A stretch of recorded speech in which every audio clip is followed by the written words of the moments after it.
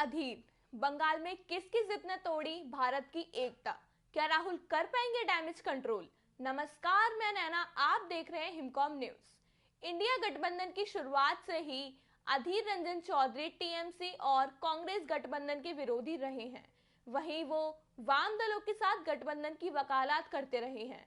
नई दिल्ली में पिछले लगभग एक साल से चल रहे विपक्षी गठबंधन की कवायद को बुधवार को बड़ा झटका लगा। पश्चिम बंगाल में ममता बनर्जी की पार्टी तृणमूल कांग्रेस ने कांग्रेस पार्टी के साथ मिलकर चुनाव लड़ने से इनकार कर दिया।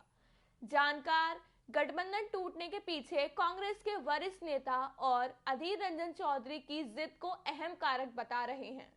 लोकसभा में कांग्रेस के नेता और बंगाल में पार्टी के सबसे बड़े नेता अधीर रंजन चौधरी इंडिया गठबंधन की शुरुआत से ही टीएमसी और कांग्रेस गठबंधन के विरोधी रहे हैं। अधीर रंजन चौधरी वाम दलों के साथ गठबंधन की वकालत करते रहे हैं। हालांकि इंडिया गठबंधन की बैठकों में कांग्रेस के वरिष्ठ नेताओं के साथ ममता बनर्जी काफी गर्मजोशी से मिलती रही थी, लेकिन वहीं बंगाल में अधीर रंजन चौधरी लगातार बंगाल में टीएमसी पर हमलावर रहे थे। अधीर रंजन चौधरी ने कहा था कि सीट बंटवारे पर बातचीत के तहत तृणमूल कांग्रेस को बंगाल में केवल 2 सीटों की पेशकश कर रही है। उन्होंने कहा था कि चुनाव ममता बनर्जी की दया पर नहीं लड़ा जाएगा। कांग्रेस ने उन 2 सीटों पर बीजेपी और टीएमसी को हरा दिया है जो ममता बनर्जी दे रही हैं। कांग्रेस पार्टी जानती है कि चुनाव कैसे लड़ना है। उन्होंने मीडिया से कहा कि ममता बनर्जी अवसरवादी हैं। वह 2011 में कांग्रेस की मदद से सत्ता में आई। राहुल गांधी ने डैमेज कंट्रोल का प्रयास किया था।